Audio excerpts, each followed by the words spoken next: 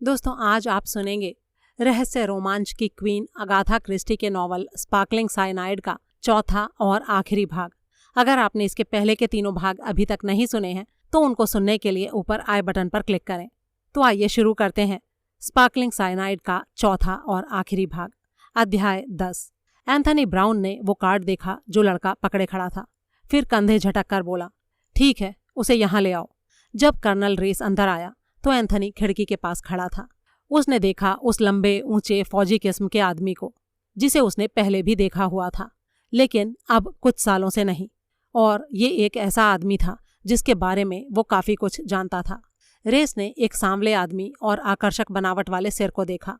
एक खुशनुमा अलसाई हुई आवाज आई, कर्नल रेस, तुम जॉर्ज बार्टन के दोस्त थे, मैं जानता हूँ।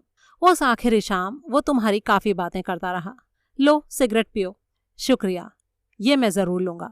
उसकी सिगरेट सुलगाते हुए एंथनी ने कहा, उस रात तुम ही वो अचानक आने वाले मेहमान थे ना जो नहीं आए। अच्छा ही हुआ तुम्हारे लिए। तुम गलत हो एंथनी, वो खाली कुर्सी मेरे लिए नहीं थी। अच्छा, क्या वाकई? लेकिन बार्टन ने तो कहा था। रेस ने उसकी बात काटते हुए कहा, हो सकता है जॉर्ज बार्टन ने ये कहा हो, लेकिन मिस्टर ब्राउन, उस कुर्सी पर असल में क्लो वेस्ट नाम की एक एक्ट्रेस बैठने वाली थी, रोशनियां मंदी हो जाने के बाद। एंथनी एकटक उसे देखने लगा। क्लो वेस्ट? कभी सुना नहीं इसके बारे में। कौन है ये? एक जवान एक्ट्रेस है जो ज्यादा फेमस तो नहीं है, लेकिन ऊपरी तौर पर देखने में कुछ कुछ रोजमेरी बार्टन जैसी लगती है। उसे रोजमेरी की एक तस्वीर भी दी गई थी ताकि वो बाल वगैरह बनाने की नकल कर सके, और उस पोशाक की भी जो रोजमेरी उस रात पहने हुए थी। एंथनी के होंठ गोल हो गए और उसने सीटी बजाई। फिर बोला, ओहो, अब समझा। तो ये थी जॉर्ज बार्टन की प्लानिंग। लाइटें जलेंगी और तभी सब ठंडी सांस भरेंगे। ओहो, रोजमेरी वापस आ गई। और फिर गुनहगार बोल पड़ेगा, ये सच है, मैंने किया है, मैंने इसे मारा था। लेकिन असल में ये सब कितना बकवास था रेस, जॉर्ज जैसे गधे के लिए भी। मैं कुछ समझा नहीं एंथनी, रेस ने कहा। एंथनी हंसा और बोला, अरे देखो, कोई भी पका हुआ मुजरिम किसी स्कूली बच्चे की तरह चीखे चिल्लाएगा नहीं। अगर किसी ने सोच समझकर रोजमेरी को जहर दिया था और वैसा ही जानलेवा जहर जॉर्ज को भी देने वाला था, तो इसका मतलब है कि वो काफी हिम्मत वाला आदमी था। उससे कुछ उगलवाने के लिए ऐसे फालतू के ड्रामे काम नहीं करने वाले थे। रेस मुस्कुराया और बोला, इसमें कौन सी बड़ी बात है?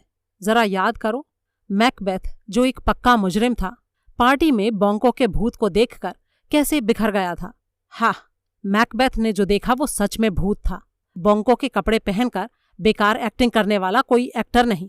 मैं ये मानने को तैयार हूं कि अगर कोई असली भूत आएगा तो वो अपने साथ दूसरी दुनिया का माहौल भी लेकर आएगा। बल्कि मैं तो ये भी मानने को तैयार हूं कि मुझे भूतों में यकीन है। पिछले 6 महीनों से मैं भूतों में यकीन करता हूं, खास करके एक भूत में। ओह, क्या वाकई? और वो किसका भूत है? रेस ने पूछा। रोजमेरी बार्टन का। आप चाहें तो मेरी बात पर हंस सकते हैं। मैंने उसे देखा नहीं, लेकिन उसकी मौजूदगी को महसूस किया है। किसी न किसी कारण से रोजमेरी बेचारी मुर्दा रह ही नहीं पा रही है। इसका मैं एक कारण बता सकता हूं तुम्हें टोनी, रेस ने कहा। एंथनी मुस्कुराया और बोला, तुम यही कहोगे ना कि ऐसा इसलिए हो रहा है क्योंकि उसका कत्ल हुआ है? नहीं, एक दूसरा मुहावरा इस्तेमाल करके, और वो ये कि ऐसा इसलिए हो रहा है क्योंकि उसे टपका दिया गया था। इसके बारे में क्या ख्याल है मिस्टर टोनी मॉरेली? कमरे में खामोशी छा गई। एंथनी कुर्सी पर बैठ गया और बोला, तुम्हें ये बात कैसे पता चली? तो तुम मानते हो कि तुम टोनी मॉरेली हो? मानने के अलावा मेरे पास और रास्ता भी क्या है रेस? ये तो जाहिर है कि तुमने अमेरिका तार भेजकर सारी खबर पक्की कर ली होगी। और तुम ये भी मानते हो मिस्टर टोनी कि जब रोजमेरी ने तुम्हारी असलियत पहचान ली तो तुमने उसे मार डालने की धमकी दी अगर वो अपनी जुबान बंद नहीं रखेगी तो। टोनी ने बड़े ही आराम से मान लिया। अब उसे डराकर उसकी जुबान बंद रखने के लिए मैं जो भी कर सकता था वो मैंने किया। कर्नल रेस को थोड़ा अजीब सा महसूस हुआ। ये मुलाकात जैसी होनी चाहिए थी उस तरह से आगे नहीं बढ़ रही थी। उसने अपने सामने कुर्सी में आराम से पीछे होकर बैठे उस आदमी को देखा और वो कुछ अजीब सा जाना पहचाना लगा।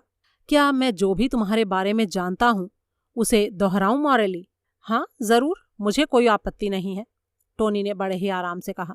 कर्नल रेस ने कहना शुरू किया, अमेरिका में एरिक्सन जहाज वाले मामले में तुम्हें तोड़फोड़ की कोशिश के लिए कसूरवार ठहराया गया था और इसके लिए जेल भी भेजा गया था। सजा काटने के बाद तुम बाहर आए, लेकिन तुरंत ही गायब हो गए।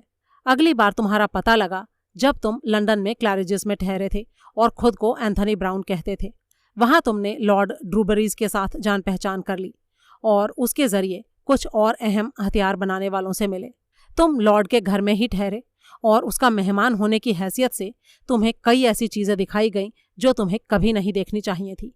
ये एक अजीब इत्तेफाक है मिस्टर मॉरेली कि कई अहम फैक्ट्रियों और कारखानों में तुम्हारे वहां जाने के बाद कई हादसे हुए बिना किसी वजह के। आखिर में कुछ वक्त बीत जाने पर तुम लंदन में दोबारा नजर आए और आयरिस मार्ले के साथ तुमने जान पहचान की, लेकिन बहाने बनाकर उसके घर एक बार भी नहीं गए ताकि उसके घर वालों को ये पता न चले कि तुम लोग कितने नजदीक आ रहे थे। और आखिरकार तुमने उसे राजी करने की भी कोशिश की कि वो तुमसे चोरी छिपे शादी कर ले। एंथनी ने जवाब दिया, जिस ढंग से तुमने इन सारी बातों का पता लगा लिया है वो वाकई अनोखा है। मेरा मतलब हथियारों के कारोबार से नहीं, मेरा मतलब रोजमेरी को मेरी धमकियों से है और जो प्यार भरे बोल मैंने आयरिस से कहे उनसे। लेकिन मुझे पूरा यकीन है कि वो MI5 के तहत नहीं आते। तुम्हें और भी बहुत सारी बातों की सफाई देनी है मॉरेली। अरे बिल्कुल नहीं रेस, ये मान भी लिया जाए कि तुम्हारी सारी बातें सच हैं तो भी क्या, मैं अपनी जेल की सजा काट चुका हूँ।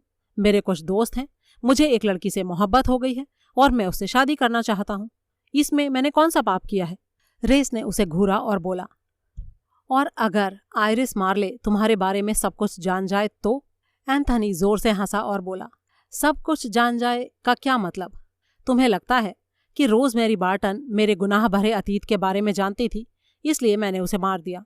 जॉर्ज बार्टन को मेरे ऊपर शक हुआ, इसलिए मैंने उसे भी मार दिया। और अब मैं आयरिस के पीछे हूँ। ठीक है, चलो एक बार के लिए तुम्हारी बात मान ली, लेकिन तुम्हारे पास सबूत क्या है? रेस ने कुछ पल उसे ध्यान से देखा, फिर उठकर खड़ा हो गया। फिर वो बड़ी ही गंभीरता से बोला, जो भी मैंने कहा वो सच है, लेकिन वो सब गलत है जो तुमने कहा। जब तक मैं तुमसे मिला नहीं था ये सब कुछ मैच कर रहा था, लेकिन अब जब मैंने तुम्हें देख लिया है तो ये नहीं चलेगा। तुम धोखेबाज नहीं हो, और अगर तुम धोखेबाज नहीं हो तो इसका मतलब है कि तुम हमारे जैसे ही हो। बोलो, मैं सही हूं कि नहीं? एंथनी ने खामोशी से उसे देखा, फिर एक मुस्कान धीरे धीरे उसके चेहरे पर फैल गई।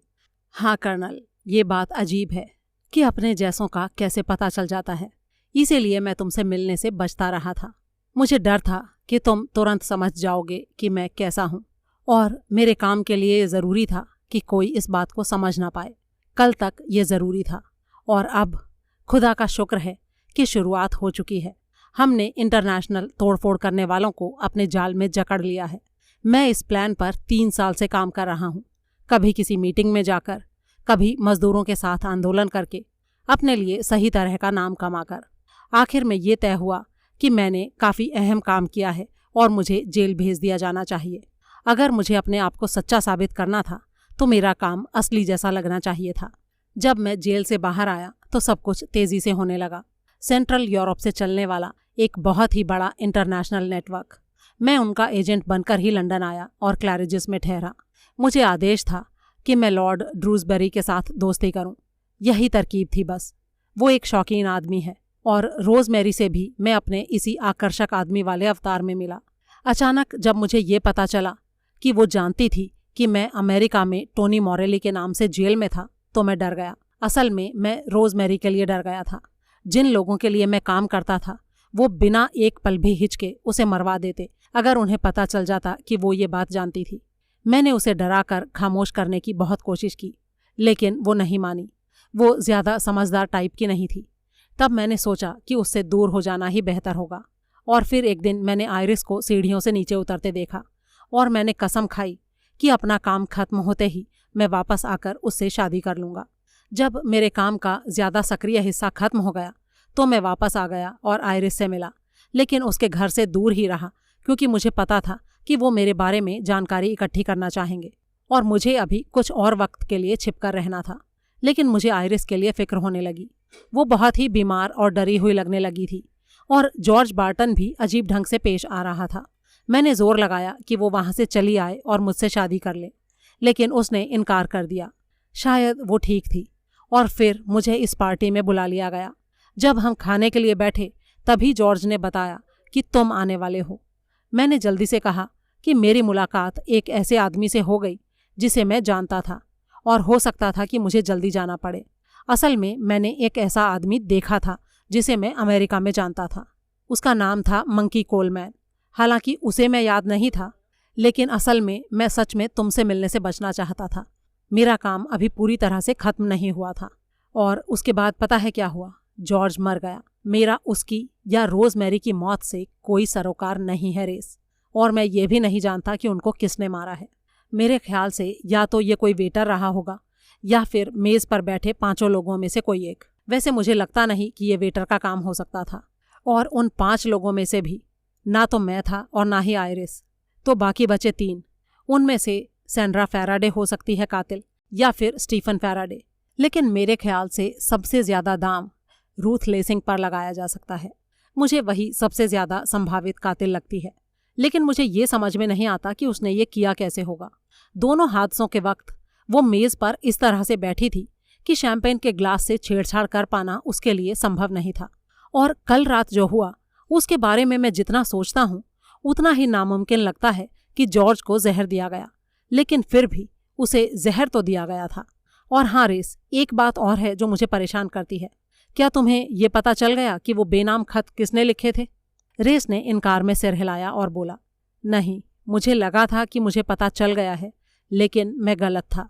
एंथनी ने एक ठंडी सांस ली और बोला, दिलचस्प बात यह है कि कहीं पर कोई है जो जानता है कि रोजमेरी का कत्ल हुआ था, और इसीलिए अगर तुम होशियार नहीं रहते तो अगली बार उसका कत्ल हो जाएगा। अध्याय 11। टेलीफोन पर मिली जानकारी से एंथनी को पता लग गया था कि लूसिला ड्रेक 5 बजे एक पुरानी दोस्त के साथ चाय पीने के लिए बाहर जा रही थी। एंथनी ने एल्वेस्टन स्क्वायर पहुंचने का वक्त 5:25 रखा था। वो आयरिस से मिलना चाहता था, उसकी आंटी से नहीं, और लूसिला की मौजूदगी के बारे में सब सुन लेने के बाद उसका अपनी प्रेमिका से बिना रुकावट के बात कर पाने का मौका कम ही लगता था। एक नौकरानी ने उसे बताया कि मिस आयरिस अभी अभी आई थी और स्टडी में थी। एंथनी ने मुस्कुराकर कहा, तुम परेशान मत हो, मैं खुद रास्ता ढूंढ लूंगा। फिर वो उसके पास से गुजरकर स्टडी के दरवाजे तक चला गया। उसके अंदर दाखिल होते ही आयरिस हड़बड़ाकर घूमी। ओह, ये तुम हो? एंथनी जल्दी से उसके पास आ गया। क्या बात है डार्लिंग? अरे कुछ नहीं, बस इतना ही कि मैं एक गाड़ी के नीचे आते आते बची। शायद मेरी ही गलती थी। मैं अपने विचारों में डूबी हुई थी और बिना ध्यान दिए सड़क पार कर रही थी कि तभी नुक्कड़ से एक कार तेजी से आई और बस मुझे मारते मारते रह गई। एंथनी ने उसे प्यार से झकझोरा और बोला, फिर कभी ऐसा मत करना आयरिस। मुझे तुम्हारी बहुत चिंता है, इसलिए नहीं कि तुम गाड़ी के पहियों के नीचे आते आते बची हो, बल्कि उस वजह के लिए जो तुम्हें सड़कों पर ट्रैफिक के बीचों बीच पागल सा बना देती है। ऐसी क्या बात है आखिर डार्लिंग? ये कोई खास बात है ना? प्लीज मुझे बताओ। आयरिस ने सिर हिलाकर हामी भरी। एंथनी की तरफ उठी हुई उसकी उदास आंखें डर से फैली हुई थीं और काली पड़ गई थीं। एंथनी इसका मतलब समझ गया। आयरिस के जल्दी जल्दी और आहिस्ता से कुछ कहने से पहले ही उसने कहा, मुझे डर लगता है, लेकिन मैं वो सब तुम्हें नहीं बताना चाहती। सुनो आयरिस, तुम उन घटिया सनसनीखेज किताबों के हीरोइन जैसे मत बनो जो पहले चैप्टर से ही किसी ऐसी बात से शुरुआत करती हैं कि वो कुछ बता नहीं सकती। आयरिस धीरे से मुस्कुराई और बोली, मैं तुम्हें बताना तो चाहती हूँ एंथनी, लेकिन पता नहीं तुम क्या सोचोगे, पता नहीं तुम इस बात पर यकीन भी करोगे कि नहीं। एंथनी ने हाथ उठाकर उंगलियों पर गिनना शुरू किया। कारण 1, अवैध बच्चा। कारण 2, ब्लैकमेल करने वाला प्रेमी। कारण 3। आयरिस ने नाराज होकर उसे टोका, अरे क्या बकवास कर रहे हो, ऐसा कुछ भी नहीं है। तो ठीक है, अब जल्दी बताओ इडियट, एंथनी ने मुस्कुराते हुए कहा। आयरिस फिर से दुखी नजर आने लगी। फिर धीरे से बोली, इसमें हंसने वाली बात नहीं है, ये उस रात के बारे में है। तुम आज सुबह तहकीकात के वक्त मौजूद थे ना? तुमने सुना? इतना कहकर वो रुकी। एंथनी ने कहा, बहुत कम सुना। पुलिस सर्जन साइनाइड के बारे में कुछ तकनीकी बातें कर रहा था, और जॉर्ज पर पोटेशियम साइनाइड के असर के बारे में, और पुलिस द्वारा दिए गए सबूत, वो पहले वाले इंस्पेक्टर द्वारा जिसने पहले लग्जमबर्ग आकर इस केस को संभाला था, और जॉर्ज के मेन क्लर्क द्वारा लाश की पहचान, फिर तहकीकात 1 हफ्ते के लिए रोक दी गई, तहकीकात करने वाले सीधे साधे ऑफिसर द्वारा। आयरिस ने कहा, अरे मेरा मतलब इंस्पेक्टर से था। उसने मेज़ के नीचे पड़े पोटेशियम साइनाइड के निशान लिए एक छोटे से पैकेट के बारे में बताया। एंथनी इस बात में दिलचस्पी लेता हुआ लगा। उसने कहा, हाँ, ये तो जाहिर है कि जिसने भी वो जहर जॉर्ज के ग्लास में डाला था उसने वो कागज़ मेज़ के नीचे फेंक दिया जिसमें साइनाइड था। ये सबसे आसान काम था। वो अपने पास उसके पाए जाने का खतरा नहीं उठा सकता या सकती थी। आयरिस बुरी तरह से कांपने लगी। अरे नहीं एंथनी, ऐसा नहीं था। असल में वो पैकेट मैंने मेज़ के नीचे फेंका था। एंथनी ने फटी हुई आंखों से उसे देखा। सुनो एंथनी, तुम्हें याद है किस तरह जॉर्ज ने वो शैम्पेन पी थी और फिर वो सब हो गया था? वो सब कुछ बहुत ही भयानक था, एक डरावने सपने जैसा। उस वक्त जब सब कुछ ठीक होता हुआ लग रहा था, मेरा मतलब है कैबरे के बाद जब लाइटें जली थी तो मुझे बहुत ही राहत महसूस हुई थी, क्योंकि पिछली बार ये वही वक्त था जब हमने रोज़मेरी को मरे हुए पाया था। और पता नहीं क्यों मुझे लग रहा था जैसे मैं वो सब दोबारा होते हुए देखूंगी। लेकिन मैं जानती हूँ ये सब सिर्फ मेरी घबराहट थी। खैर, जो भी हो, कुछ भी बुरा नहीं हुआ और मुझे लगा जैसे आखिरकार सारी बात अब ठीक हो चुकी हो और मैं फिर से एक नई जिंदगी शुरू कर सकती हूँ। मैं जॉर्ज के साथ नाचने लगी और लगा जैसे मुझे मज़ा आ रहा था। फिर हम मेज़ पर वापस आ गए और तभी जॉर्ज अचानक से रोज़मेरी की बातें करने लगा और उसने हमें उसकी याद में जाम पीने को कहा और फिर वो मर गया और मेरा सारा डरावना सपना जैसे फिर से वापस आ गया। मुझे जैसे लकवा सा मार गया। मैं कांपती हुई वहाँ खड़ी रही। तुम उसे देखने उधर को आए और मैं थोड़ा पीछे हट गई। वेटर आए और किसी ने डॉक्टर को बुलाने को कहा। तभी मेरे गले में जैसे कुछ अटक गया और गालों पर आंसू बहने लगे। फिर मैंने रुमाल निकालने के लिए अपना पर्स खोला। बिना देखे मैं उसमें टटोलती रही, लेकिन रुमाल में कुछ फंसा हुआ था, कागज़ का एक सख्त तह किया हुआ टुकड़ा, उस तरह का जैसे कागज़ में केमिस्ट से दवा का पाउडर मिलता है। लेकिन मैं सच कहती हूँ एंथनी, जब मैं घर से चली थी तो वो मेरे बैग में बिल्कुल नहीं था। मेरे पास ऐसा कुछ भी नहीं था। खाली बैग में मैंने सारी चीज़ें खुद डाली थी। एक कॉम्पैक्ट पाउडर, एक लिपस्टिक, मेरा रुमाल, एक कंघी, एक शिलिंग और कुछ पेन्स। किसी और ने वो पैकेट मेरे बैग में डाला था। मुझे अच्छी तरह से याद है कि कैसे रोज़मेरी के मरने के बाद उसके बैग में से भी वैसा ही पैकेट मिला था और उसमें भी साइनाइड था। मैं डर गई एंथनी, बहुत बुरी तरह से डर गई। मेरी उंगलियां जैसे बेजान सी हो गईं और वो पैकेट मेरे रुमाल से फिसलकर मेज़ के नीचे गिर गया। मैंने उसे गिरने दिया और कुछ नहीं बोली। कोई ये दिखाना चाहता था कि जॉर्ज को मैंने मारा था, लेकिन मैंने ऐसा कुछ नहीं किया था। एंथनी ने एक लंबी सीटी बजाई और बोला, और किसी ने तुम्हें देखा नहीं? पक्का पता नहीं मुझे, लेकिन मुझे लगता है कि रूथ ने देख लिया था। लेकिन वो इतनी सुन्न सी दिख रही थी कि मुझे पता नहीं उसने सच में देखा या नहीं, या फिर शायद वो यूं ही बिना वजह मुझे एकटक देख रही थी। एंथनी ने एक और सीटी बजाई। ये तो काफ़ी मुश्किल पैदा करने वाली बात है, आयरिस ने कहा। सिचुएशन बद से बदतर होती जा रही है।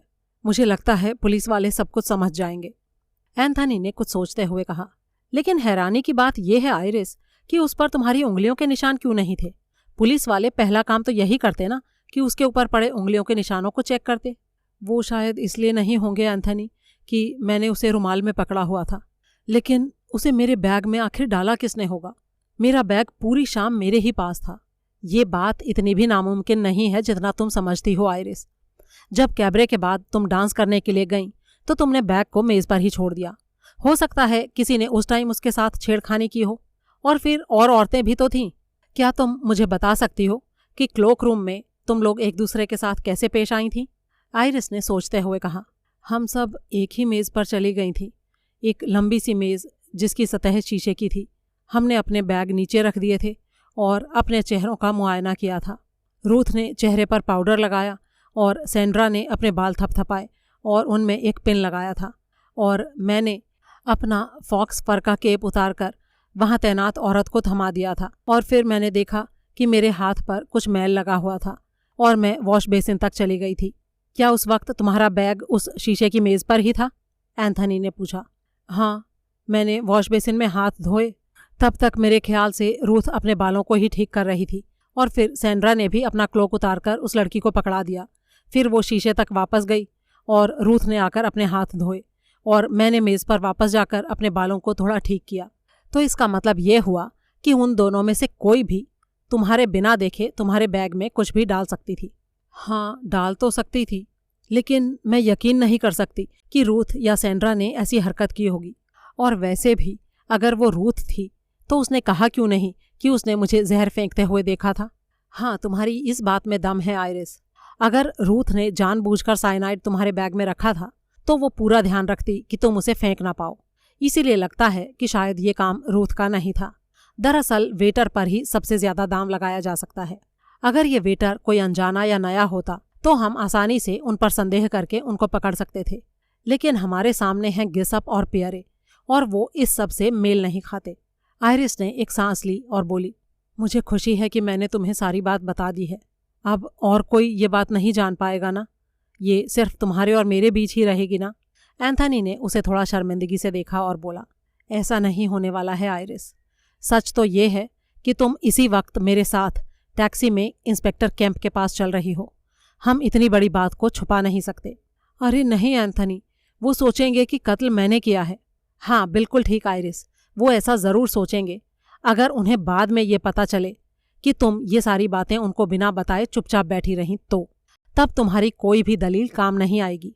अगर तुम इस वक्त अपनी मर्जी से बताती हो तो सकता है तुम्हारी बात पर यकीन कर लिया जाए। तुम इस बात को समझ लो आइरिस कि तुम एक बहुत बड़ी मुश्किल में हो, लेकिन सच्चाई नाम की भी कोई चीज़ होती है, और जब इंसाफ का सवाल होता है तो हमें हर तरह के जोखिम उठाने ही पड़ते हैं।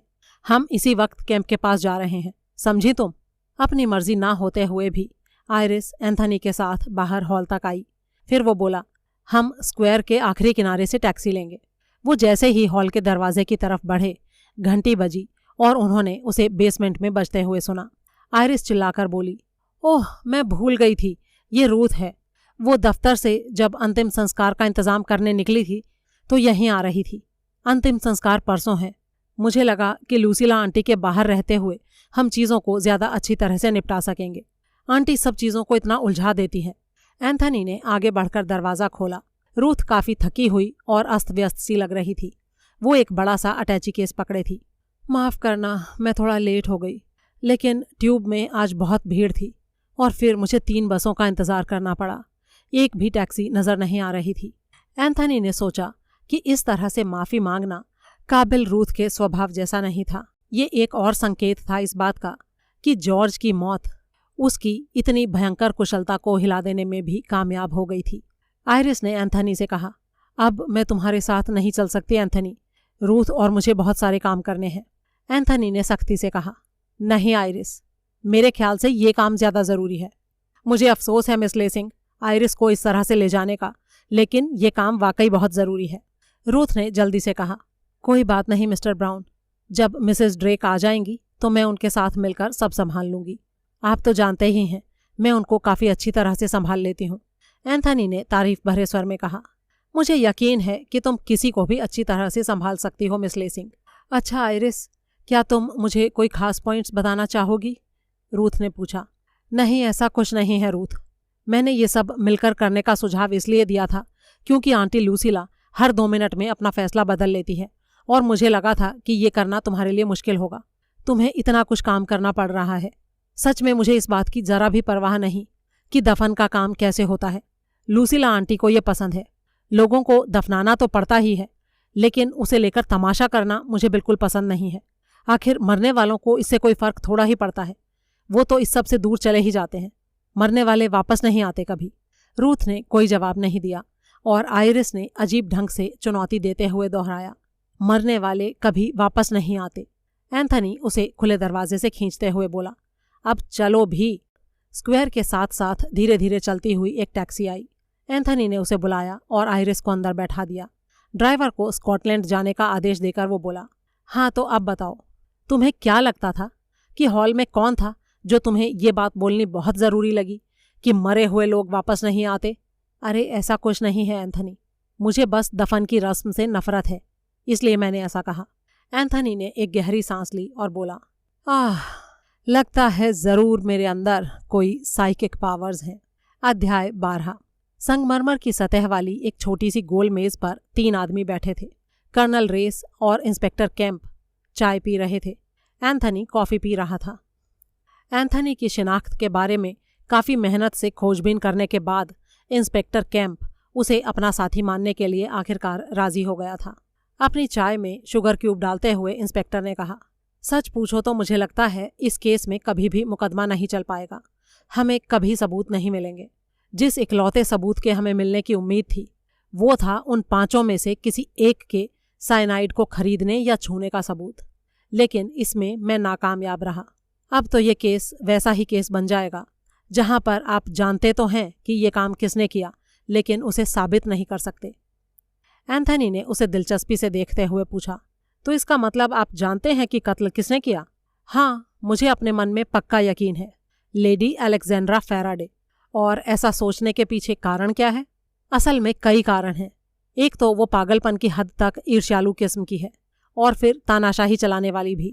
और फिर ज़रा ये सोचो कि वो बेनामी चिट्ठियाँ मिलने के बाद जॉर्ज ने फैराडे परिवार के पड़ोस में घर क्यों खरीदा? उसका कारण ये था कि उसे फैराडे पति पत्नी पर नज़र रखनी थी, और मेरे ख्याल से उसने ये बात लेडी अलेक्जेंड्रा पर काफ़ी हद तक जाहिर भी कर दी होगी, बार बार पार्टी की बात करके और इस बात पर जोर डालकर कि उन्हें पार्टी में ज़रूर आना है।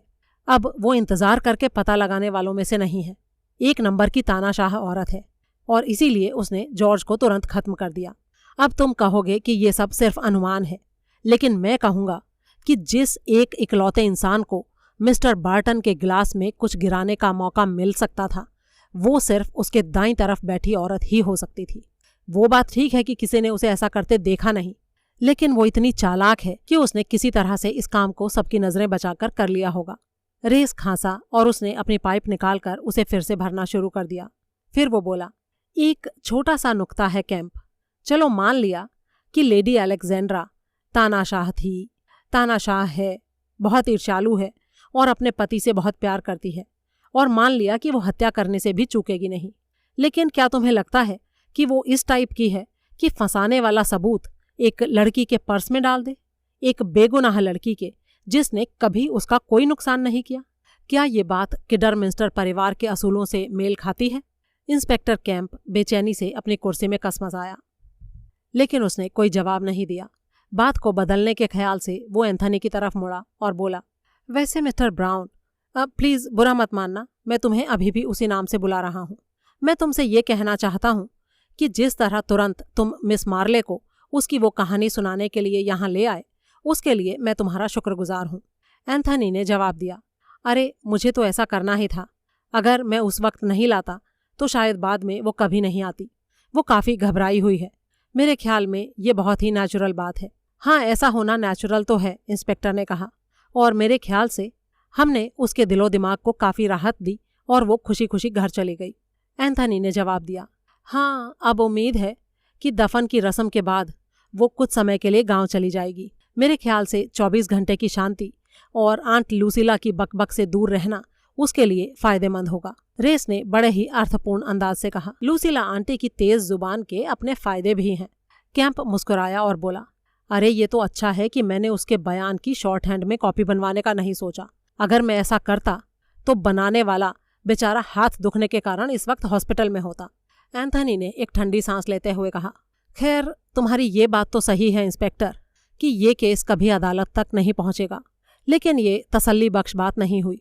और अभी भी एक चीज़ ऐसी है जो हम जानते ही नहीं हैं, जॉर्ज बार्टन को वो खत लिखकर किसने बताया कि उसकी बीवी का कत्ल किया गया था? वैसे मेरे ख्याल से वो रूथ लेसिंग होनी चाहिए थी। आपने मुझे बताया था ना कर्नल रेस कि उसने आपके आगे कबूला था कि वो जॉर्ज से मोहब्बत करती थी। तो रोज़मेरी उसके लिए बर्दाश्त के बाहर थी। उसे अचानक रोज़मेरी से पीछा छुड़ाने का मौका मिल गया और उसे पूरा यकीन था कि रोज़मेरी के रास्ते से हट जाने पर वो आसानी से जॉर्ज से शादी कर सकती थी। रेस ने जवाब दिया, हाँ वो सब तो मैं मानता हूँ। रूथ लेसिंग में ऐसी काबिलियत तो है कि वो सोच समझकर कत्ल कर सकती है और शायद उसमें रहम भी नहीं है। लेकिन उसके पहले कत्ल तक तो बात ठीक है, लेकिन उसके जॉर्ज को कत्ल करने की बात मैं सोच भी नहीं सकता। वो उससे प्यार करती थी और उससे शादी करना चाहती थी। और सबसे बड़ी बात ये कि वो उस वक्त चुप क्यों रही जब उसने आयरिस को साइनाइड का पैकेट मेज के नीचे फेंकते देखा। हो सकता है उसने उसे ऐसा करते हुए देखा ही ना हो। एंथनी ने सुझाव दिया। नहीं, मुझे पूरा यकीन है कि उसने देखा था, रेस ने कहा। जब मैं उससे सवाल पूछ रहा था तो मुझे एक बार ऐसा लगा था जैसे वो कुछ छुपा रही थी, और आयरिस ने खुद कहा था कि रूथ लेसिंग ने उसे देखा था। कैंप ने अपनी चाय का प्याला नीचे रखते हुए कहा, अच्छा ठीक है कर्नल, हम दोनों ने तो अपनी अपनी बातें कह ली, लेकिन मुझे ऐसा लग रहा है कि तुम्हारे पास कहने को अभी कुछ बाकी है। तो जो भी है वो बता दो। हमारी बातें तो तुमने सुन ही ली हैं और उन पर अपने एतराज भी जता दिए हैं। अब हम भी तो तुम्हारी बात सुने। रेस की आंखें गंभीरता से कैंप के चेहरे से एंथनी के चेहरे तक गईं और फिर वहीं रुक गईं। मेरे ख्याल से मुझे मालूम है कि ये दोनों कत्ल किसने किए हैं, और जहां तक मुझे लगता है गुनाहगार है आयरिस मार्ले। एंथनी ने जोर से अपनी कुर्सी पीछे को धकेल दी। एक पल के लिए उसका चेहरा लाल हो गया, फिर कोशिश करके उसने अपने ऊपर काबू पाया। जब वो बोला तो उसकी आवाज में हल्का सा कंपन था। उसने कहा, आयरिस मार्ले क्यों? और अगर वाकई ऐसा है तो वो खुद ही मुझे साइनाइड वाले कागज को मेज के नीचे फेंकने की बात क्यों बताती भला? रेस ने बड़े ही शांत स्वर में कहा, क्योंकि वो ये बात जानती थी कि रूथ ने उसे ऐसा करते देख लिया था। एंथनी ने इस जवाब के बारे में सोचा, फिर बोला, ठीक है, तुम्हारी बात स्वीकार की, लेकिन तुम्हें उस पर शक हुआ ही क्यों? रेस ने जवाब दिया, मोटिव की वजह से। रोजमेरी को एक बहुत बड़ी दौलत मिली थी जिसमें आयरिस का हिस्सा नहीं था। हो सकता है वो सालों से नाइंसाफी के एहसास के साथ जूझ रही हो। वो जानती थी कि अगर रोजमेरी बेऔलाद मर गई तो सारी दौलत उसी को मिलेगी। रोजमेरी उदास थी, नाखुश थी, फ्लू के बाद बेहद कमजोर और डिप्रेशन की हालत में थी, और ऐसी हालत में उसकी खुदकुशी करने की बात बिना ज्यादा किसी हील हुज्जत के मान ली जाती। इसके अलावा एक और भी कारण है मेरे आयरिस पर शक करने का।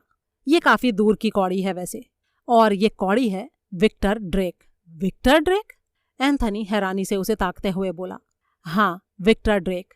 मैंने ल्यूसिला ड्रेक की वो लंबी बकवास बिना वजह नहीं सुनी थी। मैं मार्ले परिवार के बारे में अब सब कुछ जानता हूँ। विक्टर ड्रेक इतना कमजोर नहीं है जितना दुष्ट है। उसकी माँ दिमाग से कमजोर है। हेक्टर मार्ले कमजोर, बुरा और शराबी था। रोजमेरी जज्बाती तौर पर डांवाडोल थी। कमजोरी, बुराई और अस्थिर होने का खानदानी इतिहास था उनका। कारण ऐसे थे जो पहले से ही चले आ रहे थे। एंथनी ने एक सिगरेट सुलगाया।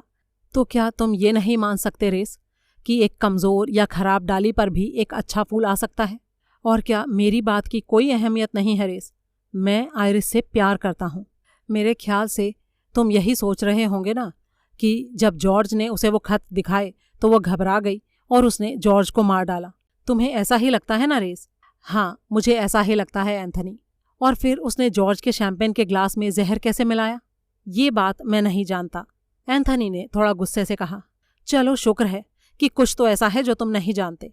लेकिन बड़ी हैरानी की बात है रेस कि तुम्हारे अंदर वाकई हिम्मत है मेरे सामने ये सारी बातें कहने के लिए। और अब जब तुमने कह ही दिया है तो सब कुछ बदल गया है। अब मेज के इर्द गिर्द बैठकर चाय कॉफी पीने और ये फालतू की बातें करने का कोई मतलब नहीं रहा। इस मामले को सुलझाना जरूरी है। हमें सारी दिक्कतों को पार करके सच तक जरूर पहुंचना ही होगा। अब ये मेरा काम है और मैं किसी न किसी तरह इसे करूंगा ही। जो बातें हमें नहीं पता उन्हें भी हल करना होगा, क्योंकि जब हम उनको जान जाएंगे तो सब कुछ साफ हो जाएगा। एक बार के लिए हम पहले वाले कत्ल को छोड़ देते हैं। उसे हुए काफी समय हो चुका है और हमें ठीक से पता नहीं कि क्या हुआ था, लेकिन दूसरा ठीक मेरी आंखों के सामने हुआ। मैंने उसे होते हुए देखा है और इसीलिए मुझे पता होना चाहिए कि वो कैसे हुआ। जॉर्ज के ग्लास में साइनाइड डालने का सबसे सही वक्त कैबरे के दौरान था, लेकिन उस वक्त वो नहीं डाला गया होगा क्योंकि कैबरे के एकदम बाद उसने अपने ग्लास से एक घूंट पिया था। उसके पीने के बाद किसी ने ग्लास में कुछ नहीं डाला, किसी ने उसके ग्लास को नहीं छुआ। फिर भी अगली बार उसने जब ग्लास में से पिया तो वो साइनाइड से भरा हुआ था। उसे जहर नहीं दिया जा सकता था, लेकिन फिर भी दिया गया। उसके ग्लास में साइनाइड था, लेकिन कोई उसे उसमें डाल नहीं सकता था। क्या तुम लोगों को ये बात समझ में आ रही है? नहीं, कुछ समझ में नहीं आ रहा है कि तुम क्या बोल रहे हो, इंस्पेक्टर कैंप ने कहा। एंथनी ने आगे कहा, हाँ, अब बात जादूगरी पर आ गई है, या फिर किसी रूह के सामने आने पर। मुझे लगता है कि जब हम डांस कर रहे थे तो रोजमेरी की रूह जॉर्ज के ग्लास के आसपास मंडराई और उसने किसी जादू से पैदा करके साइनाइड उसमें डाल दिया। तुम्हें पता है, कोई भी रूह इलेक्ट्रोप्लाज्म से साइनाइड बना सकती है। फिर जॉर्ज वापस आया, उसने जाम पिया और वो मर गया।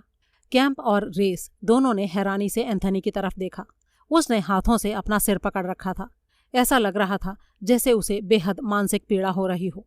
ये वही है। Bag, waiter. वेटर? कैंप एकदम से चौकन्ना हो गया। एंथनी ने ना में सिर हिलाया और बोला, अरे नहीं, मेरा वो मतलब नहीं जो आप समझ रहे हैं। एक बार मैंने सोचा भी था कि हमें एक वेटर की ज़रूरत थी, जो वेटर नहीं जादूगर हो। ऐसा वेटर जिसे एक दिन पहले ही काम पर रखा गया हो। लेकिन उसकी बजाय हमारे पास ऐसे वेटर थे जो हमेशा से ही वेटर थे। और था एक छोटा वेटर जो वेटरों के खानदान से था, भोला भाला बच्चे जैसा, शक से एकदम परे, और उसी ने अपना पार्ट निभा दिया। तुम अभी भी समझे नहीं ना कैंप? मैं तुम्हें समझाता हूँ, बल्कि मैं तुम्हें दिखाता हूँ। आओ। कुर्सी धकेलकर एंथनी खड़ा हो गया और उसने कैंप को बांह से पकड़कर खींचा। चलो मेरे साथ। कैंप ने अपने आधे भरे चाय के कप को अफसोस के साथ देखा। अरे अभी बिल भी तो चुकाना है। हाँ, कोई बात नहीं, हम 1 मिनट में वापस आ जाएंगे। तुम भी चलो रेस। मेज को एक तरफ सरकाकर वो उन्हें अपने साथ गलियारे में ले गया। वहां वो टेलीफोन बॉक्स देख रहे हो? हाँ तो? एंथनी ने अपनी जेबें टटोली, फिर बोला, ओह शिट, मेरे पास 2 पेंस नहीं हैं। चलो कोई बात नहीं, मैं अपना फैसला बदल रहा हूँ। अब मैं इस काम को दूसरी तरह से करूँगा। चलो वापस चलते हैं। तीनों कैफे में फिर से लौट गए। पहले कैंप, पीछे पीछे रेस और पीछे एंथनी। कैंप ने बैठकर अपना पाइप उठाया और एक सुई से उसे साफ करने लगा, जो उसने अपने वेस्ट कोट की जेब से निकाली थी। पीछे को होकर उसने अपना चाय का कप उठाया और बची हुई चाय पीकर उसे खाली कर दिया। फिर वो अचानक बोला, डैम, इसमें तो चीनी है। और फिर उसने मेज के दूसरी तरफ एंथनी के चेहरे पर धीरे धीरे फैलती मुस्कान को देखा। अपने प्याले से घूंट भरकर रेस बोला, अरे ये क्या है? कॉफी है ये, और मुझे नहीं लगता कि तुम्हें पसंद आएगी। मुझे भी नहीं आई थी। अध्याय 13। अपने दोनों साथियों की आंखों में बात समझ आ जाने की चमक देखकर एंथनी को बहुत खुशी हुई। लेकिन उसकी ये खुशी ज्यादा देर तक कायम नहीं रह सकी, क्योंकि झटके से उसे एक और ख्याल आ गया। वो जोर से बोल पड़ा, ओह शिट, वो कार! मैं कितना बेवकूफ था। उसने मुझे बताया था कि वो एक कार के नीचे आते आते बची, और मैंने ध्यान से उसकी बात सुनी ही नहीं। जल्दी चलो, कैंप ने कहा। उसने कहा था कि वो स्कॉटलैंड यार्ड से निकलकर सीधी घर जा रही थी। घर में कौन कौन है? वहां पर रूथ लेसिंग थी, मिसेस ड्रेक का इंतजार कर रही थी। हो सकता है वो दोनों अभी भी दफन के बारे में ही बात कर रही हों। रेस ने पूछा, क्या आयरिस मार्ले के कोई और रिश्तेदार भी हैं? मेरी जानकारी में तो नहीं है, एंथनी ने कहा। मेरे ख्याल से मैं समझ रहा हूं कि तुम्हारी सोच तुम्हें किस तरफ ले जा रही है, लेकिन क्या जिस्मानी तौर पर ऐसा होना मुमकिन है? हाँ, मेरे ख्याल में है रेस। खुद ही सोचो, एक ही इंसान के कहने पर कितना कुछ मान लिया गया है। क्या तुम्हें लगता है कि मिस मार्ले को बहुत बड़ा खतरा है? हाँ, मुझे ठीक यही लगता है। एंथनी होठों ही में कुछ बुदबुदाया और फिर उसने बाहर निकलकर एक टैक्सी को आवाज़ दी। तीनों आदमी उसमें बैठ गए और ड्राइवर से जल्दी एल्वेस्टन स्क्वायर पहुंचने को कहा। कुछ ही देर में वे लोग एल्वेस्टन स्क्वायर के सामने थे। एंथनी ने फुर्ती से सीढ़ियां चढ़कर घंटी बजाई। रेस ने टैक्सी वाले का हिसाब किया और वो भी उसके पीछे आ गया। नौकरानी के दरवाज़ा खोलते ही एंथनी ने तेजी से कहा, मिस आयरिस लौट आई हैं क्या? नौकरानी इवॉन्स कुछ हैरान सी दिखी। जी हाँ सर, वो आधा घंटा पहले ही आ गई थी। अभी कहाँ है वो? जी, मेरे ख्याल से मिसेस ड्रेक के साथ ड्राइंग रूम में है। तीनों तेज कदमों से चलते हुए ड्राइंग रूम में पहुंचे। वहां पर लूसिला ड्रेक छोटे शिकारी कुत्ते जैसी उम्मीद से भरी तल्लीनता से कुछ खोज रही थी और कुछ बुदबुदा भी रही थी जिसे सुना जा सकता था। ओह डियर, मैंने मिसेस मर्शहम की चिट्ठी कहाँ रख दी? जरा देखने दो मुझे। एंथनी ने अचानक सवाल किया। आयरिस कहाँ है? लूसिला घूमी और एकटक उसे देखते हुए बोली, आयरिस? लेकिन तुम कौन हो? तभी एंथनी के पीछे से निकलकर रेस आगे आ गया और उसके पीछे पीछे इंस्पेक्टर कैंप भी। ओह, तो ये आप लोग हैं। कितनी मेहरबानी की आपने कि आ गए, लेकिन काश थोड़ी देर पहले यहाँ आए होते। मैं दफन के इंतजाम के बारे में तुमसे सलाह मशविरा करना चाहती। एक मर्द की सलाह कितनी कीमती होती है, और सच में मैं इतनी परेशान थी। मैंने मिस लेसिंग से भी कहा कि मैं तो सोच भी नहीं पा रही थी, और मिस लेसिंग ने पहली बार मुझसे बड़ी हमदर्दी दिखाई और मेरे कंधों का बोझ हल्का करने के लिए कुछ भी करने का ऑफर भी दिया। इतना कहकर वो एक पल के लिए रुकी और रेस ने उस पल का फायदा उठाते हुए पूछा, मिस आइरिस मार्ले कहाँ है? आइरिस? वो थोड़ी देर पहले आई थी। उसने कहा कि उसे सिरदर्द था और वो सीधी अपने कमरे में चली गई। पता है आजकल की लड़कियों में ज्यादा जान तो होती नहीं, और दफन के इंतजाम की बात करना तो आइरिस को बिल्कुल पसंद नहीं है, लेकिन आखिरकार किसी को तो ये काम करना ही होगा, और फिर ये भी तो लगना चाहिए ना कि सारा काम ढंग से किया गया है। कैंप ने उसे टोकते हुए बीच में पूछा, मिस लेसिंग चली गई हैं क्या? हाँ, हमने सब कुछ तय कर लिया था और करीब 10 मिनट पहले मिस लेसिंग चली गई। अखबारों में दी जाने वाली ऑबिचुरी वाली खबर को वो अपने साथ ले गई। वो इसके आगे भी कुछ बोलती रही और एंथनी धीरे धीरे दरवाजे की तरफ बढ़ता रहा। वो कमरे से बाहर जा चुका था जब लूसीला ने अपनी कथा रोककर कहा, वो नौजवान कौन था जो आपके साथ आया था? मुझे लगा कि वो शायद कोई रिपोर्टर है। बाहर एंथनी दौड़ते हुए सीढ़ियां चढ़ रहा था। अपने पीछे कदमों की आहट सुनकर उसने सिर घुमाया और बोला, ओह इंस्पेक्टर कैंप, तुम भी आ गए। बेचारे रेस को अकेला छोड़ दिया। दोनों मुस्कुराए और जल्दी ही वो दूसरी मंजिल पर थे और तीसरी पर जाने ही वाले थे जब एंथनी ने पैरों की हल्की सी आहट नीचे उतरती हुई सुनी। उसने कैंप को करीब ही एक खाली बाथरूम में खींच लिया। पैरों की आहट सीढ़ियों से नीचे चली गई। एंथनी बाहर निकला और ऊपर की मंजिल की तरफ दौड़ा। वो जानता था कि आइरिस का छोटा सा कमरा पीछे की तरफ था। उसने दरवाज़ा थपथपाया। आइरिस? कोई जवाब नहीं आया। उसने फिर से खटखटाया और जोर से आवाज़ दी। फिर हैंडल को घुमाया, लेकिन दरवाज़ा बंद था। अब उसने जोर से दरवाज़ा पीटा। 1-2 पल बाद वो रुक गया और उसने नीचे की तरफ देखा। वो एक पुराने ऊनी कालीन पर खड़ा था जो तेज़ हवा के झोंकों को बेअसर करने के लिए दरवाज़ों के बाहर बिछा दिए जाते हैं। ये वाला एकदम दरवाजे के साथ सटा हुआ कुछ ऊपर को था। एंथनी ने उसे पैर से ठोकर मारकर परे कर दिया। दरवाजे के निचले हिस्से में काफ़ी खाली जगह थी। उसने अनुमान लगाया कि कभी इसे सही नाप का कालीन लगाने के लिए काटा गया होगा। उसने दरवाजे के ताले के छेद में से झांका, लेकिन कुछ देख नहीं पाया। लेकिन अचानक सिर उठाकर उसने सूंघा, फिर सीधा लेटकर दरवाजे के नीचे वाली खाली जगह से अपनी नाक सटा दी। फिर वो उछलकर खड़े होते हुए चिल्लाया, कैंप! चीफ इंस्पेक्टर कहीं नजर नहीं आया। एंथनी फिर से चिल्लाया। रेस भागता हुआ सीढ़ियों से ऊपर आया।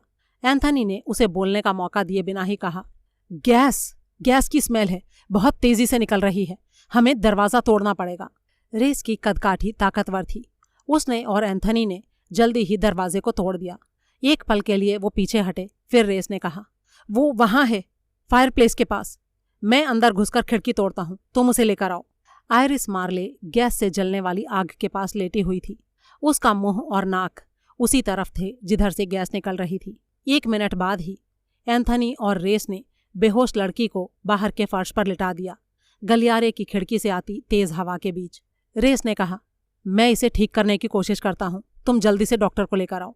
एंथनी ने दौड़ते हुए नीचे हॉल में जाकर फ़ोन पर बात की, लूसीला ड्रेक के लगातार चलते प्रवचन के बीच। उसके फ़ोन बंद करते ही लूसीला ने कहा, मुझे ये जानना बहुत ज़रूरी है कि हुआ क्या है। क्या आइरिस बीमार है? तुमने डॉक्टर को क्यों बुलाया है?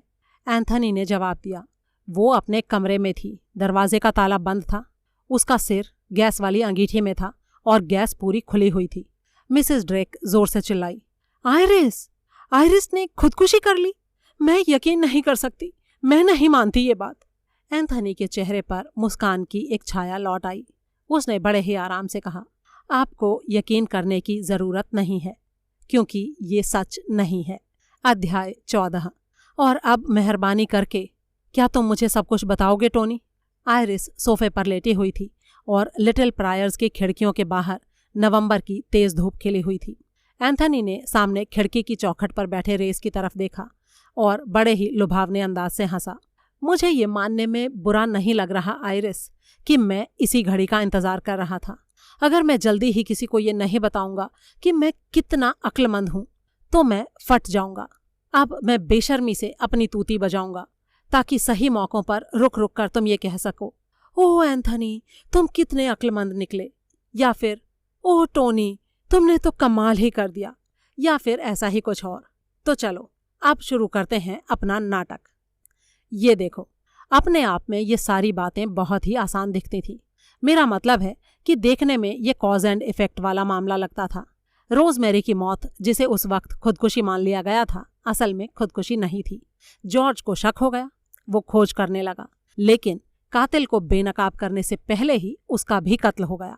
लेकिन उस केस में हमें कुछ अजीब बातें नजर आईं, जैसे कि पहली बात, जॉर्ज को जहर दिया ही नहीं जा सकता था।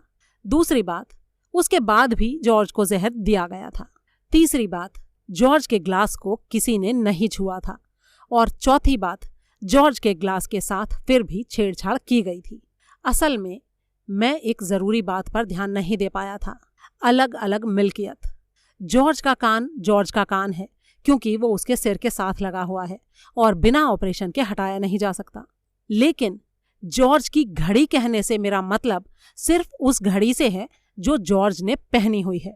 यहाँ पर यह सवाल खड़ा हो सकता है कि क्या वो घड़ी जॉर्ज की ही है या किसी ने उसे उधार दी है। और जब मैं जॉर्ज के ग्लास या जॉर्ज के चाय के कप पर आता हूँ तो मुझे एहसास होता है कि यहाँ पर मेरा मतलब साफ नहीं है।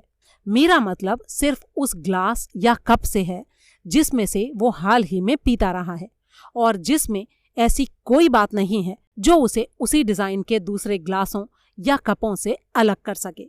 इंस्पेक्टर कैंप और रेस को ये समझाने के लिए मैंने एक एक्सपेरिमेंट किया था। रेस बिना शक्कर की चाय पी रहा था, कैंप शक्कर वाली चाय पी रहा था और मैं कॉफी पी रहा था। देखने में तीनों ड्रिंक करीब करीब एक ही रंग के लग रहे थे। हम एक छोटी सी संगमरमर की सतह वाली गोल मेज पर बैठे थे। आसपास और भी कई संगमरमर की सतह वाली गोल मेजें थीं। अचानक दिमाग में कोई ख्याल आ जाने के बहाने से मैं उन दोनों को उठाकर गलियारे में ले गया, जाते हुए कुर्सियों को सरकाकर। और कैंप की पाइप जो उसकी प्लेट के पास पड़ी थी उसे भी मैंने अपनी प्लेट के पास सरका दिया, इस बात का ध्यान रखते हुए कि कैंप मुझे ऐसा करते हुए ना देखे। जैसे ही हम बाहर पहुंचे मैंने कोई बहाना बनाया और फिर हम वापस आ गए। कैंप हमसे थोड़ा आगे था। उसने कुर्सी मेज के पास खींची और उस प्लेट के सामने बैठ गया जिसके पास पाइप पड़ी थी जिसे वो वहां छोड़ गया था। पहले की तरह ही रेस उसके दाएं बैठ गया और मैं उसके बाएं। लेकिन असल में ध्यान दो कि यहाँ हुआ क्या था। पहली बात, रेस के प्याले में शक्कर थी। दूसरी बात, कैंप के प्याले में कॉफी थी। दो बातें जो दोनों सही नहीं हो सकती लेकिन फिर भी दोनों सही हो गई थी। कैंप जो कप मेज पर छोड़कर गया था और जो कप उसे आने के बाद मिला, दोनों एक ही थे ही नहीं। और आइरिस, उस रात लग्जमबर्ग में भी यही हुआ था। कैबरे के बाद जब तुम सब लोग नाचने के लिए गए तो तुमने अपना बैग नीचे गिरा दिया। एक वेटर ने उसे उठाया। ये असली वेटर नहीं था जो उस मेज की ड्यूटी पर तैनात था और अच्छी तरह से जानता था कि तुम किस सीट पर बैठी थी। ये एक नया नौसिखिया घबराया हुआ वेटर था जिसे हर कोई हड़का रहा था और जिसने जल्दी से झुककर बैग को उठाया और उसे यूं ही एक प्लेट के पास रख दिया, असल में जहां पर तुम बैठी थी उसके बाईं ओर वाली प्लेट के पास। जॉर्ज और तुम सबसे पहले टेबल पर वापस आए और तुम बिना सोचे उस जगह पर जा बैठी जहां पर तुम्हारा बैग था, ठीक वैसे ही जैसे कैंप वहां जा बैठा था जहां उसकी पाइप रखी थी। जॉर्ज उस जगह पर बैठ गया जो उसने सोचा कि उसकी थी, यानी तुम्हारे दाईं तरफ। और जब उसने रोजमेरी की याद में एक जाम की पेशकश की तो उसने उस गिलास से जाम पिया जो उसे लगा कि उसका था, लेकिन असल में वो तुम्हारा गिलास था और जिस गिलास में बड़ी ही आसानी से जहर मिलाया जा सकता था बिना किसी जादूगरी के, क्योंकि जिस एक इंसान ने कैबरे के बाद जाम नहीं पिया वो तो वही था जिसकी सेहत के लिए जाम पिया जा रहा था। अब इस पूरी बात को दोबारा से देखो तो सारा अरेंजमेंट बदल जाता है। होने वाली शिकार तुम थी, जॉर्ज नहीं। अगर सब कुछ गलत नहीं हो गया होता तो दुनिया क्या कहानी देखती। 1 साल पहले हुई पार्टी का दोहराया जाना और साथ ही खुदकुशी का भी दोहराया जाना। जाहिर है कि ऐसे में लोग कहते कि इस परिवार के लोगों में खुदकुशी करने की तरफ झुकाव था। छोटा सा एक कागज का टुकड़ा जिसमें साइनाइड था, उसका तुम्हारे बैग में पाया जाना, पूरी तरह से साफ केस। बेचारी लड़की अपनी बहन की मौत को लेकर सोच में डूबी रहती थी। कितने अफसोस की बात है, लेकिन ये अमीरजादियां कभी कभी पागल सी होती हैं। आइरिस ने उसे टोका और जोर से चिल्लाई, लेकिन कोई मुझे क्यों मारना चाहेगा एंथनी? क्यों भला? और कौन? ओह मेरी प्यारी आइरिस, वो सारी लुभावनी दौलत और दौलत दौलत और दौलत। मरने के बाद रोजमेरी का सारा पैसा तुम्हें मिल गया था। अब मान लो कि तुम भी मर जाती बिन ब्याही, तो उस पैसे का क्या होता? तो जवाब है कि वो तुम्हारी सबसे नजदीकी रिश्तेदार को मिलता, यानी तुम्हारी आंटी लूसिला ड्रेक को। सारा हाल जान लेने के बाद भी मैं लूसिला ड्रेक के पहला कत्ल करने के बारे में सोच भी नहीं सकता था। लेकिन क्या कोई और था जिसे इससे फायदा होता? हाँ, बेशक था, और वो था विक्टर ड्रेक। अगर लूसिला को वो दौलत मिलती तो जाहिर है कि एक तरह से विक्टर को ही मिल जाती।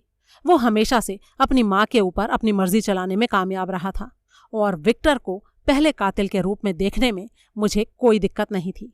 केस की शुरुआत से ही लगातार विक्टर की बातें होती रही थी। उसका जिक्र बार बार आता रहा था। वो एक दुष्ट छाया की तरह हर समय सबके करीब ही रहा था। अरे लेकिन एंथनी, विक्टर तो अर्जेंटीना में है। 1 साल से भी ज्यादा से वो साउथ अमेरिका में है। ओह, क्या वाकई आयरिस? अब हम उस बात पर आते हैं जो हर कहानी का बुनियादी कथानक होता है। लड़की लड़के से मिली। तो हमारी ये वाली कहानी उस वक्त शुरू हुई जब विक्टर की मुलाकात रूथ लेसिंग से हुई। विक्टर ने अपनी बातों के जाल में उसे बुरी तरह से जकड़ लिया, और मुझे लगता है कि रूथ पूरी तरह से उसके प्यार में पड़ गई। जरा एक पल के लिए सोचो तो तुम्हें एहसास हो जाएगा कि विक्टर के साउथ अमेरिका में होने का सारा सबूत सिर्फ और सिर्फ रूथ का बयान है। कभी भी उसके सही होने के बारे में जानने की कोई कोशिश नहीं की गई, क्योंकि वो कभी असली मुद्दा था ही नहीं। रूथ ने रोजमेरी की मौत से पहले बताया कि उसने विक्टर को SS क्रिस्टोबल नामक जहाज पर अलविदा कहा था। ये रूथ ही थी जिसने जॉर्ज की मौत वाले दिन सुझाया कि ब्यूनस आयर्स तार भेजने की जगह फोन से बात की जाए, और बाद में उसने टेलीफोन वाली लड़की को नौकरी से निकाल दिया, जो किसी को यह बता सकती थी कि उसने ऐसा कुछ नहीं किया था। तो बेशक अब सारी बातों का पता लगाना बहुत आसान था। विक्टर ड्रेक 1 साल पहले रोजमेरी की मौत के 1 दिन बाद ब्यूनस आयर्स पहुंचा। जॉर्ज की मौत वाले दिन ब्यूनस आयर्स में ओगिल्वी की रूथ से विक्टर के बारे में फोन पर कोई बात नहीं हुई, और विक्टर कुछ हफ्ते पहले ही ब्यूनस आयर्स से न्यूयॉर्क के लिए चला गया था।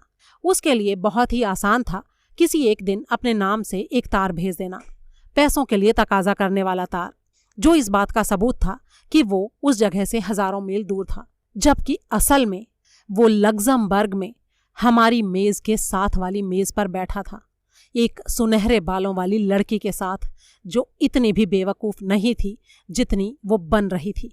ओह माय गॉड, तुम्हारे कहने का मतलब है वो भद्दा सा आदमी, पीले रंग वाला? बिल्कुल आयरिस, वही आदमी।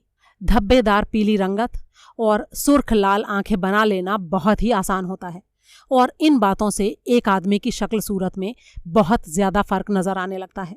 दरअसल हमारी पार्टी में सिर्फ एक मैं था, रूथ लेसिंग को छोड़कर, जिसने विक्टर को देख रखा था, और मैं उसे उस नाम से कभी नहीं जानता था। जब हम अंदर आ रहे थे तो बाहर कॉकटेल लाउंज में मुझे ऐसा लगा था कि मैंने एक आदमी को पहचाना था जिसे मैं अपने जेल के दिनों से जानता था। उसका नाम था मंकी कोलमैन। लेकिन चूंकि अब मैं शराफत की जिंदगी जी रहा था तो मैं नहीं चाहता था कि वो मुझे पहचाने। मुझे एक पल के लिए भी यह नहीं लगा कि मंकी कोलमैन का इस जुर्म से कोई सरोकार था, और ये बात तो दूर दूर तक मेरे ख्वाबों में भी नहीं आई कि मंकी कोलमैन और विक्टर ड्रेक एक ही आदमी थे। लेकिन मुझे समझ में नहीं आ रहा कि उसने ये सब कैसे किया, इंस्पेक्टर कैंप ने पूछा। आगे की कहानी कर्नल रेस ने बढ़ाई। उसने ये काम दुनिया के सबसे आसान तरीके से किया। जब कैबरे चल रहा था वो टेलीफोन करने बाहर गया, हमारी मेज के पास से गुजरता हुआ। ड्रेक एक एक्टर रह चुका था, और इससे भी अहम एक वेटर। मेकअप करके चार्ल्स मोरालेस की भूमिका निभाना एक एक्टर के लिए बच्चों का खेल था, लेकिन मेज के आसपास एक काबिल वेटर की चाल ढाल के साथ घूमने, शैंपेन के ग्लासों को भरने के लिए एक ऐसे आदमी की जानकारी और तरीके की जरूरत थी जो सच में कभी वेटर रह चुका हो। जरा सी भी बेढंगी हरकत किसी का भी ध्यान उसकी तरफ खींच सकती थी, लेकिन एक असली वेटर होने की वजह से आप लोगों में से किसी ने भी ना तो उसे देखा और ना ही उसके ऊपर ध्यान दिया। सबका ध्यान कैबरे को देखने में था, वेटरों को देखने में नहीं। आयरिस ने झिझकती आवाज में पूछा, और रूथ? एंथनी ने जवाब दिया, बेशक वो रूथ ही थी जिसने साइनाइड वाला कागज तुम्हारे बैग में डाला। ये शायद उसने क्लोक रूम में किया होगा, शाम की शुरुआत में ही, और यही तरीका उसने 1 साल पहले रोजमेरी के साथ भी आजमाया था। आयरिस ने कुछ सोचते हुए कहा, मुझे हमेशा ये बात अजीब लगती थी कि जॉर्ज ने रूथ को उन खतों के बारे में नहीं बताया। वो तो हर चीज में उसकी सलाह लिया करता था। एंथनी जोर से हंस पड़ा और बोला, उसने रूथ को बिल्कुल बताया था। असल में सबसे पहले उसे ही बताया था। वो जानती थी कि वो ऐसा करेगा, इसीलिए उसने उन खतों को लिखा था। और तब उसने जॉर्ज के लिए उसका सारा प्लान तैयार किया। पहले उसे अच्छी तरह से उकसाकर उसने खुदकुशी नंबर 2 के लिए पूरा स्टेज तैयार करके रखा था। और अगर जॉर्ज ये मान लेता कि तुमने रोजमेरी को मारा और बाद में पछतावे या घबराहट में खुदकुशी कर ली, तो उससे रूथ को कोई फर्क नहीं पड़ता। आयरिस सिहर उठी। और इतना सब कुछ उसने सिर्फ पैसे के लिए किया? हाँ मेरी भोली बच्ची, ऐसे काम पैसे के लिए ही किए जाते हैं। विक्टर ने तो बेशक पैसों के लिए ही किया, और रूथ ने थोड़ा पैसे के लिए और थोड़ा विक्टर के लिए, क्योंकि मेरे ख्याल से वो रोजमेरी से नफरत करती थी। उसी ने तुम्हें जानबूझकर कार के नीचे कुचलने की कोशिश की, और जब वो उसमें सफल नहीं हुई तो उसने दूसरी कोशिश की। उसने लूसिला को ड्राइंग रूम में छोड़ा, जोर से बाहर का दरवाज़ा बंद किया और फिर भागकर ऊपर तुम्हारे कमरे में गई। उस वक्त वो कैसी लग रही थी? क्या बहुत एक्साइटेड? आयरिस ने सोचा और जवाब दिया, नहीं मेरे ख्याल से तो नहीं। उसने बस दरवाजे को थपथपाया, फिर अंदर आई और बोली कि सारी बातें तय हो गई हैं, और मुझसे पूछा कि क्या मैं ठीक हूँ। मैंने कहा कि हाँ, बस मैं थोड़ा थक गई हूँ। फिर उसने मेरी बड़ी वाली रबड़ चढ़ी हुई टॉर्च उठाई और बोली कि वो टॉर्च कितनी बढ़िया थी, और उसके बाद मुझे कुछ याद नहीं। एंथनी ने कहा, हाँ तुम्हें इसलिए कुछ याद नहीं क्योंकि उसने तुम्हारे सिर पर वार किया, ज्यादा जोर से नहीं लेकिन तुम्हारी उस टॉर्च से। फिर उसने तुम्हें गैस की अंगीठी के पास लेटा दिया, खिड़कियों को बंद किया, गैस खोल दी और दरवाज़ा बंद करके चाबी उसके नीचे से सरका दी। ऊनी कारपेट को ऊपर को उठाकर दरवाजे के नीचे की खाली जगह को छुपा दिया ताकि हवा अंदर ना जा सके, और फिर धीरे से सीढ़ियों से नीचे उतर गई। कैंप और मैं सही वक्त रहते बाथरूम में घुस गए। मैं ऊपर तुम्हारे पास भागा और कैंप ने रूथ लेसिंग का पीछा किया, बिना ये जाने कि उसने वो कार कहाँ खड़ी की थी। मुझे उसी वक्त लगा था कि कुछ गड़बड़ थी और कुछ अजीब था। जिस ढंग से रूथ ने हमारे मन में ये भरने की कोशिश की थी कि वो बस और ट्यूब से आई थी। आयरिस का बदन थरथरा उठा। ये सोचना भी कितना भयानक है कि कोई इतनी बुरी तरह से मुझे मारने पर तुला हुआ था। क्या वो अब तक मुझसे भी नफरत करने लगी थी? ओह, मैं ऐसा नहीं सोचता, लेकिन मिस रूथ लेसिंग एक बहुत ही काबिल औरत है। वो 2 हत्याओं में पहले ही साथ दे चुकी थी और उसे बिना किसी बात के जोखिम लेना पसंद नहीं था। मुझे पूरा यकीन है कि लूसिला ड्रेक तुम्हारे मुझसे किसी भी वक्त शादी कर लेने के फैसले के बारे में उसे बता चुकी थी, और ऐसी हालत में रूथ के पास ज्यादा वक्त नहीं था। शादी हो जाने के बाद तुम्हारा सबसे करीबी रिश्तेदार मैं बन जाता, लूसिला नहीं। ओह बेचारी लूसिला, मुझे उसके लिए बहुत अफसोस है। और क्या विक्टर को सच में हिरासत में ले लिया गया है? एंथनी ने रेस की तरफ देखा, जिसने हाँ में सिर हिलाकर कहा, हाँ आज सुबह जब वो न्यूयॉर्क में उतरा। क्या वो बाद में रूथ से शादी करने वाला था? ये रूथ का विचार था और मुझे लगता है कि वो ऐसा करवा भी लेती। तभी आयरिस ने कहा, एंथनी मैं तुमसे कुछ कहना चाहती हूँ। जिस दौलत की वजह से हमें इतना कुछ झेलना पड़ा, मैं उसे अपने पास नहीं रखना चाहती। एंथनी मुस्कुराया और बोला, कोई बात नहीं डियर, अगर तुम चाहोगी तो हम उसके साथ लोगों की भलाई के लिए कुछ काम करेंगे।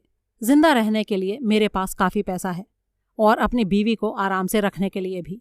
अगर तुम्हारी इच्छा होगी तो हम तुम्हारी ये सारी दौलत बांट देंगे अनाथ और गरीब लोगों में। आयरिस थोड़ा शरारत से मुस्कुराई और बोली, हाँ हम ऐसा ही करेंगे, लेकिन थोड़ा सा पैसा मैं रखूंगी ताकि अगर कभी मुझे तुम्हें छोड़कर जाने का मन करे तो मैं शानदार ढंग से जा सकूं। कर्नल रेस मुस्कुराकर उठ खड़ा हुआ। मैं चलता हूँ, तुम आ रहे हो एंथनी? एंथनी ने सिर हिलाकर मना कर दिया और रेस और कैंप कमरे से बाहर निकल गए। आयरिस एंथनी के नज़दीक आई और उसके कंधे पर सिर रखते हुए बोली, रेस को तो ऐसा लग रहा था ना कि ये सब मैंने किया था। एंथनी मुस्कुराया और बोला, अरे उसके खिलाफ मन में ये बात मत रखो। पता है उसने ऐसी ऐसी खूबसूरत जासूस देखी हैं जो गुप्त फॉर्मूले चुराती थीं और मेजर जनरलों से भेद उगलवा लेती थीं। इसीलिए उसका मिजाज रूखा हो गया है और अपराधियों को पहचानने की उसकी काबिलियत थोड़ी गड़बड़ा गई है। उसे लगता है कि केस में जो भी सबसे खूबसूरत लड़की है वही असल में मुजरिम है। लेकिन मैं हमेशा से ही जानता था कि वो तुम कभी नहीं हो सकती थी। मेरी मोहब्बत कभी ऐसी हो ही नहीं सकती थी और फिर दोनों ने एक दूसरे की आंखों में झांका और दोनों प्यार से मुस्कुरा दिए।